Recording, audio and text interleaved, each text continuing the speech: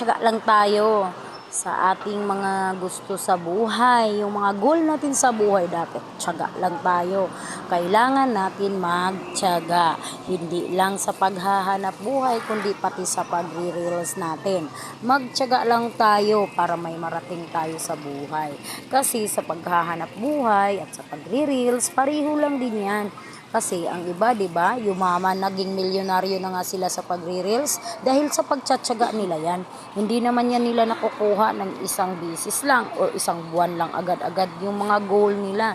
Kaya sila nakakarating diyan sa kung anong posisyon man nilang saan sila ngayon dahil nagtatsaga sila. Kaya tayo, kailangan din natin magtyaga, tyaga-tyaga lang para makukuha natin yung goal natin, hindi sa panandalian lang. Kasi kung hindi tayo magtiyaga at gusto natin makukuha agad, hindi naman to contest. Hindi to contest para gusto natin makukuha agad. Kasi pag hindi natin pagtiyagaan, hindi tayo magtsatsaga, wala tayong marating sa buhay. If worth it siya, pag halimbawa makukuha natin ang ating gusto sa buhay na may kasamang pagtsatsaga. Kasi pag tayo nagtsatsaga at ibibigay ng Diyos sa atin, masasabi natin talagang deserving tayo. I-claim, di ba? I-claim na natin kasi ibibigay na ng Diyos sa atin sa tamang panahon. Ganun lang yan. Lahat naman sila nag-uumpisa yan sa bababa. Kaya tsaga-tsaga lang tayo. Kailangan natin magtyaga kahit sa paghanap buhay natin, kahit maulan-ulan, tsaga pa rin kahit nabasa-basa. Kasi kailangan tayong kumita. Kaya dito sa pag-reels, dito sa pagpo-post natin dito sa FB, na nag-untay natin mga professional dashboard, kailangan natin pagtyagaan. Pagtyagaan natin ang lahat para may marating tayo sa buhay. Kasi pag hindi tayo nagtatyaga, wala tayong makakamit. Kasi wala namang madalian eh. Dito sa mundo, walang madalian. Kasi ang madalian ng mga dito, madali lang din mawawala. Mabilis lang din mawawala yan. Kaya hindi natin pwedeng madaliin ang lahat. Kaya tsagaan lang.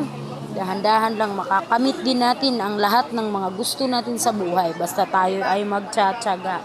Tsaga lang tayong lahat, guys. Yan.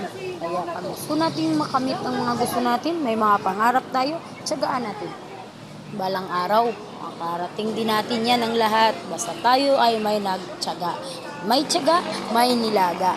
Ganun lang yun, di ba? Kaya guys, tsaga lang tayo. Hindi naman contest, di ba? Pag hindi contest, hindi natin madaliin. Agad-agadin, hindi pwede yun. Darating lang yun, sabayan natin ng panalangin.